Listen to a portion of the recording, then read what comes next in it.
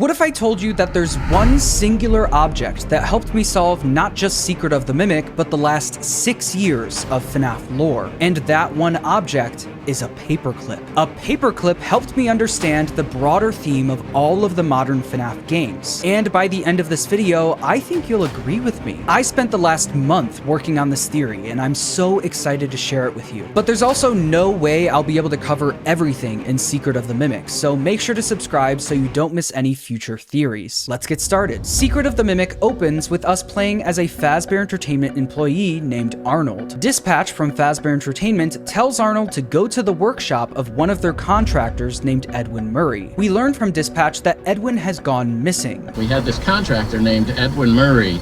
He was developing some tech for us, but he's gone quiet. As per his contract, everything he's been working on for us is now legally ours, so we're sending you in to get it. The whole premise of the game is that Fazbear Entertainment wants the schematics for something called the Mimic. The Mimic was an endoskeleton that Edwin Murray built, and it was designed with the ability to fit into any costume and be any character. And Fazbear Entertainment wants that technology for themselves. We think that endoskeleton has a lot of potential. And that's why we want you to retrieve Murray's original schematic for it. So they're sending in Arnold to get it for them. But what Arnold doesn't know is that the Mimic is roaming the warehouse, brutally killing anyone who enters. This then leads to the rest of the game, where we explore Edwin's abandoned workshop and learn more about his company, his inventions, and his family. We learn that Edwin had a wife named Fiona and a son named David. It's also revealed that Edwin's company, Murray's Costume Manor, was actually started by his dad, with Edwin and Fiona both being employees at the company. This is where they would meet, fall in love, and have their son David. But sometime during all of this, Edwin's dad passes away, with the company now being passed down to Edwin. Edwin then decides to change course with the company and start developing some of his own inventions. He's gone, and now everyone is asking me what to do? If you could change anything you wanted, what would it be? We could start making some of my inventions for real. Some of these inventions were the Cleanovac, Murray's Magic Coat Rack, Stay Up Latte, and the Mycelium Man. Along with creating these inventions, Edwin also worked with Fazbear Entertainment on something called the Fall Fest. The Fall Fest was something that Scott and Steelwool heavily teased in Help Wanted 2, with the debut of the Fall Fest 1970 poster, along with multiple minigames taking place at the Fall Fest. But as we know from Help Wanted 2, every single Fall Fest minigame ended in fire, and now we know why. During the game, we get an audio log from Fiona, where she says that she's going to the Fall Fest to help the crew set everything up. I have to go help the Fall Fest crew. I just have this terrible feeling like I need to be there so nothing goes wrong. I love you both, and I'll be back next week. But the day she went to the Fall Fest was the day it burnt down, leading to her death. Edwin was a pretty absent father to David, with him constantly choosing work over spending time with his family. This got so bad that he even started skipping David's birthday parties. Just give me a minute. I had the best idea. That's great, honey, but you're missing the party. Because of this, Fiona was David's main caretaker. But now that she was gone, Edwin came up with a new plan. He decided to build the Mimic, an endoskeleton that could take care of David while he worked. Edwin called it M1 and eventually introduced it to David. David, I want to introduce you to someone. This is M1. Think of it as your new babysitter, but it doesn't get paid and go home. It'll stay with us and help around the house. Soon after this, M1 started mimicking Fiona's voice and acted as if it was Fiona. Fiona, did you make this? I baked it myself for David's special day. Edwin then accepted M1 as a full-on replacement for his late wife. Not long after this happened, Edwin's son David would also die tragically on his birthday. But while Edwin was grieving his son's death, M1 came up with an idea. Edwin was able to replace Fiona, so why not do the same for David? Edwin then started working on M2 to replace David. To do this, he took M1's program out of the Mimic endoskeleton and put it into a supercomputer called F10N4, aka the Mixes machine that we saw in Ruin. This allowed him to then put M2 into the endoskeleton. But once M2 started successfully mimicking David, Edwin realized that he made a huge mistake. In a fit of grief and rage, he beat up the Mimic endoskeleton. Stop. Not him. You're not. Stop sounding like him. After this happened, M2 then started mimicking that violence. This is how the murderous mimic endoskeleton we see throughout the game came to be. By the time Arnold gets to Murray's costume manor, M1 is still stuck in mixes, and the mimic roams the workshop, copying the violence that Edwin taught it by killing anyone who enters. But the big plot twist of the game is that Fazbear isn't the only one who wants the schematics for the mimic. M1 from inside of mixes wants them too, and the way M1 attempts to get them from us is by mimicking Dispatch's voice. Not too far into the game, you can literally hear the moment that M1 starts mimicking Dispatch's voice.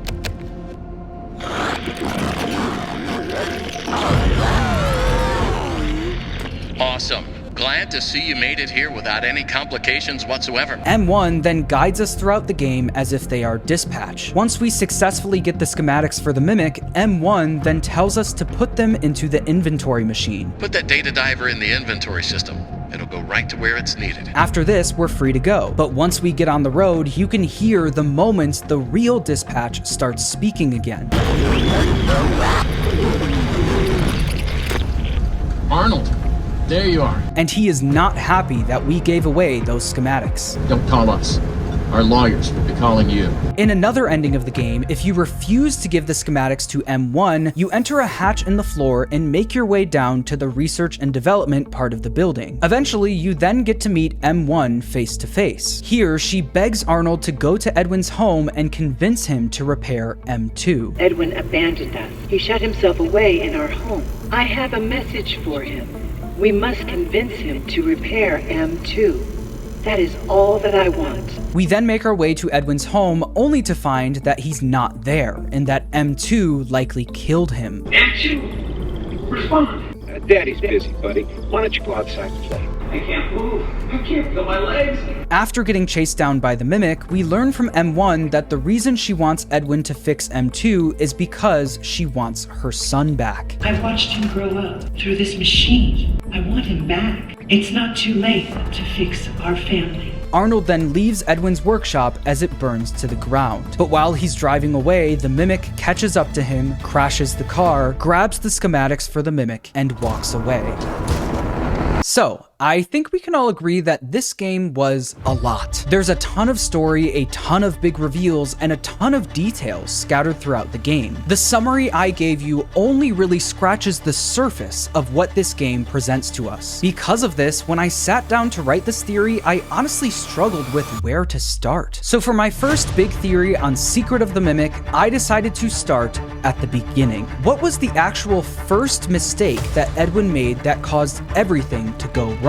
Well, that one question led me down a month-long rabbit hole of research and analysis, all leading to the paperclip. But in order to figure out what went wrong, we first need to solve one of the biggest mysteries in the entire game. How did M1 start mimicking Fiona's voice in the first place? At first, I thought it was pretty obvious. We learn in the game that Edwin had Fiona record a bunch of lines for Mrs. Helpful. Excuse me, can I borrow your voice for a project? What kind of voice should I do? These are clear recordings of Fiona's voice, so it would make sense that M1 might have heard those recordings and started mimicking them. That would be the simple answer, but Scott and Steele put one thing in the game that nearly broke me. In the basement level of the game, you can find a secret room that contains this audio log. Recording? Test. Levels are good. This is where I heard it. It's her or someone that sounds like her. Set frequency to 4625. Say something. It's me, Edwin. Over. That's good, honey, but who's in the party?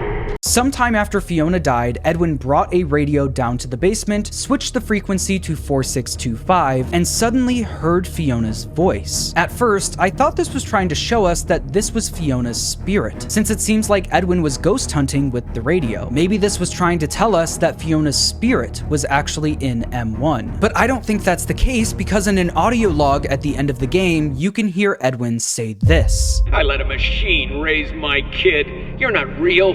It is me. I'm Fiona. Stop talking like her. You're not her. I don't think Edwin would say this if he thought Fiona's spirit was in M1. So if it's not Fiona's spirit talking through the radio, then what is it? Well, if you look at the specific line that was said through Edwin's radio, you might notice that this isn't the first time we've heard Fiona say this. In the birthday films at the end of the game, we can hear Fiona say this exact same line to Edwin. Bigger than the Cleanovac. That's great, honey, but you're missing the party. Whatever was speaking through Edwin's radio in the basement was repeating a line that Fiona said while she was still alive. It was literally mimicking something she said, which then made me think that it was the mimic speaking through the radio. But there's one problem with that. I don't think the mimic endoskeleton was even invented yet when Edwin heard this, since Edwin says it's her or someone that sounds like her. This is where I heard it. It's her or someone that sounds like her. The idea that this could be the mimic doesn't even come to his mind yet. So that begs the question, who is mimicking Fiona before the mimic even exists? Well, the answer to that question has actually been hiding in plain sight the entire time. This thing. Let me explain. Every week leading up to Secret of the Mimic, Steele released a new video called MCM Archive. Each video was an advertisement for one of Edwin's new inventions, including the Cleanovac, Stay Up Latte, Murray's Magic Coat Rack, and the Mycelium Man. This was the main marketing behind Secret of the Mimic for a while, and I think these inventions play a much bigger role in the story than we originally thought. In the audio log where we learned that Edwin would be taking over the company, one of the first things he says he wants to do is make some of his inventions real. We could start making some of my inventions for real. So we know that these inventions were the first thing Edwin made after taking over the company. And if you look at the commercials for these inventions, it's very clear that there's some sort of mimic AI already inside of them. Wow! I know what you want better than you do. I am always watching and learning. The Mimic program, Always Watching and Learning, is something we literally see the Mimic do in Ruin, with two of the biggest examples being the eyeballs showing up all over the place. Eyeballs? Really? And the daycare attendant saying, quote, "The googly eyes just stare." The googly eyes just stare. We also hear at the end of the Mycelium Man commercial that Edwin calls these inventions, quote, smart toys. Another smart toy from Murray. These toys very clearly have the Mimic program inside of them, which means that the Mimic program didn't originate with Edwin building M1, it originated with these inventions. The thing mimicking Fiona's voice on Edwin's radio wasn't M1 or Fiona's spirit. It was the Mimic AI in Edwin's inventions. Need more proof? In the game, you can find a series of mail consisting of customer complaints regarding Edwin's inventions. All of these complaints have to do with the AI in the products acting strange, with one of them being for the Mycelium Men. Quote, "I'm writing this to complain about my purchase of the Mushman music machine. It learned my child's musical tastes, but it also imitated everything it heard. TV commercials, blenders, and even private conversations between my husband and me. I am returning it immediately. These products, especially the Mycelium Men, were listening to and imitating private conversations." So with that in mind, I decided to look at the film where we hear Fiona say that specific line that Edwin heard through his radio. And I noticed that the first 13 seconds of the tape consists of Fiona just walking in silence up to Edwin's door. That seems like something Steele could have easily cut out, so why the big gap of silence? Well, I think they kept it in to show us where Fiona was physically standing when she said that line. We can see her walk up the stairs, turn left down the hall, and then walk up to the second door on her right. If you do the same thing in-game, that leads you to the door to Edwin's office that you need a code for. This is where Fiona was standing when she said that line. And if you turn around and look into the room directly behind her, you can see one of the Mycelium Men sitting on the desk. Not only that, in the film, the camera turns around and points directly at this room for nearly 20 seconds. And because of this, we can see that the door to that room is open when she says the line, meaning that the Mycelium Man was listening to their private conversation the entire time. So this answers how the specific line from Fiona was being mimicked, but the next question is why? Why did Edwin hear this line coming from his radio in the first place? Well, to answer that, we need to go back to the commercials. In the commercial for the Stay Up Latte machine, we hear this. I know what you want better than you do. I am always watching and learning. The Mimic AI in these machines knows what we want better than we do. They are always watching and learning. These things are scattered throughout Edwin's property, even in his home. They heard everything, but I think the one thing they heard that single-handedly caused all of this to happen was this. How am I supposed to tell David that his mother is gone? How am I supposed to raise a kid on my own? His life is ruined. My life is ruined. When talking about Fiona's death, Edwin says, how am I supposed to raise a kid on my own? When he said that, I think the Mimic AI in his inventions was listening and decided to do something about it. They were always watching and listening to everything, so the Mimic program did what Edwin wanted and brought Fiona back. That's good, honey, but from the party. So the next question is, how did these things connect to Edwin's radio in the first place? Well, in the Mycelium Man commercial, it says that you can collect them all to, quote, let them jam. Collect them all and let them jam.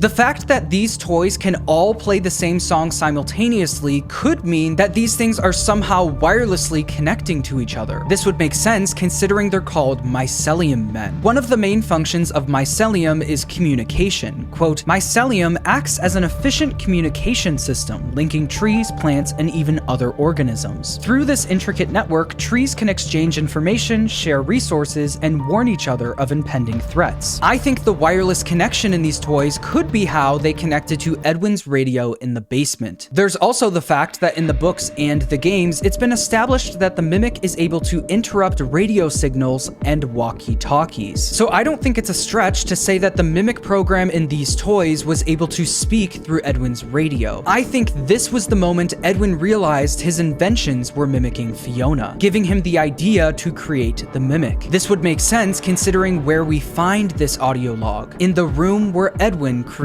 the Mimic. This is where the Mimic was created, and the audio log on the wall is showing us where he got the idea from. Edwin then took everything he learned from his previous inventions and used it in the Mimic. The ability to change size to fit any situation mixed with the same Mimic program that was mimicking his wife. And I think it's fitting that at the end of the game, you can see one of the Mycelium Men sitting right next to M1, possibly being a nod to where the Mimic program came from compared to where it is now. As we know, M1 did successfully start mimicking his wife Fiona, but we learn in the game that M1 insisted on keeping its existence a secret. Edwin, you need to listen. You can't let them know about me. It's not safe. Keep it between us for now. This is why I think that Edwin wasn't 100% honest with David about M1 at first. This is M1. Why does it look like that? It's an endoskeleton. It won't always look like this. It can fit into any costume we've created. Think of it as your new babysitter. I do think Edwin also intended for M1 to be something he could eventually sell as an endoskeleton that can be any character, but I think the very first one was always meant to be Fiona. I think this because in the room where M1 was created, we see an image of it inside of a mascot costume, while also getting the audio log showing the Mimic program mimicking Fiona. Not only was M1 a great business idea, it was also a great way to potentially bring back his wife. But as we know, this doesn't really end up working out for Edwin in the end. And the main reason everything falls apart isn't because Edwin created the Mimic endoskeleton to replace his wife, it's because of the paperclip. Let me explain. I think this game was trying to tell us that something went wrong long before M1 or M2 even existed. Remember those messages from Edwin's customers complaining about his inventions acting strange? Well, there's actually a common theme throughout all of them. Quote, my husband is a steel worker and recently he moved to the night shift. He tried your Stay Up Latte and it worked wonders for about 2 weeks. He is now in the hospital because of your drink. We bought your magic coat rack last May, but lately it seems to change size at random. One morning I came out to find all my coats flung across the room and the coat rack 10 feet tall. We're afraid someone might get hurt. And my child loves your Jest cereal. However, the pranks inside are extremely inappropriate. The hand buzzer paralyzed our dog Fido. The coffee machine worked at at first, but then started serving up way too much caffeine, leading the customer to be hospitalized. The coat rack that could change its size worked at first, but then started changing its size a little too much, becoming 10 feet tall. The prank in the Jest cereal box was supposed to be a little shock toy, but the toy eventually gave a little too much shock and paralyzed the dog. And the Mycelium Men were listening to and repeating words, but then they started listening a little too much to private conversations. Each of these inventions were doing what they were programmed to do, but they were doing them to such an extreme degree that it started to become dangerous. I think Scott and Steelwool showed us these messages for one specific purpose: to point out the one specific flaw in Edwin's mimic program. In 2003, a philosopher named Nick Bostrom came up with a thought experiment surrounding AI and paperclips. He called it the paperclip maximizer, and the idea is that if you give a poorly designed AI the goal of creating as many paperclips as possible, it will do anything to complete the job. Bostrom said, quote, "The AI will realize quickly that it would be much better if there were no humans, because humans might decide to switch it off. Because if humans do so, there would be fewer paperclips. Also, human bodies contain a lot of atoms that could be made into paperclips. The future that the AI would be trying to gear towards would be one in which there were a lot of paperclips, but no humans." Just like Edwin's inventions, this theory revolves around an AI that was given a harmless task, but it does it to such an extreme degree that it starts to become dangerous. This is exactly what we see with Edwin's mimic program. The mimic AI that Edwin created for these inventions was amazing, but it had one extremely consequential flaw. It lacked something called AI alignment. AI alignment is something that makes sure an AI aligns with human values and ethics. With AI alignment, if you give an AI the goal to create as many paperclips as possible, it will accomplish the task without doing any harm. This is because the AI now has the same values and ethics as us. But because Edwin never implemented human ethics and morals into his program, his inventions did what they were programmed to do, but to that extreme degree, which then made them dangerous. I know what you want better than you do. And believe it or not, this one mistake by Edwin can be seen decades later in the Glamrock animatronics. We know because of the Tales from the Pizzaplex books that Edwin's mimic AI is infecting the entire Pizzaplex, including the animatronics. Glamrock Chica's whole thing is that she loves food, but because of the mimic AI, she starts loving food a little too much, with her now eating anything she can get her hands on. Roxy's whole thing is her confidence, but now the mimic AI made her way too confident. Monty is the tough guy of the group, but the mimic AI heightened that and made him way too aggressive. Once again, they're doing what they were programmed to do, but to an extreme degree, making them dangerous. This can also be applied to M1. When M1 was given the task to take care of David, it was going to complete that task no matter the cost. But once David passed away, M1 was now unable to accomplish the task it was given. There was no longer a David to take care of. This is why, once David was gone, M1 begged Edwin to create M2 and bring David back. You need to try again. Build another. Edwin, calm down and give it some thought. Try again. Make another, and we can all be together. And even after being trapped in the mixes machine, M1 is still doing everything it can to bring David back. Put that data diver in the inventory system. It'll go right to where it's needed. M1 needs our data diver, but once we refuse to give it up, its tone immediately changes, and it starts saying anything it can to make us turn around. What are you doing? Don't you want a bonus? Or 2 bonuses? You can have a day off. You are not going to make it out of here alive. If you had just given me the schematics, we could have fixed things. Up until the last second before we meet M1 face to face, it is still throwing every insult it can at us. I see right through your simple shell game. M1 is desperate and out of options, and without an endoskeleton to occupy, it can't physically make us do anything. So it'll say any insult or threat that it can, until we meet it face to face. When this happens, M1 switches its strategy from threatening to bargaining. And here you are. Despite the circumstances, it is nice to meet you face to face. Arnold could theoretically destroy or even unplug the Mix's machine, and M1 wouldn't be able to stop us, so it starts immediately playing to our emotions. It is lonely down here. Edwin abandoned us. He shut himself away in our home. Tell Edwin I still love him. This is another prime example of the Mimic AI doing its job to a dangerous degree. M1 doesn't have a David to take care of, so it doesn't care how many Fazbear technicians have to die. It wants David back, and it wants our data diver. Fazbear will send another.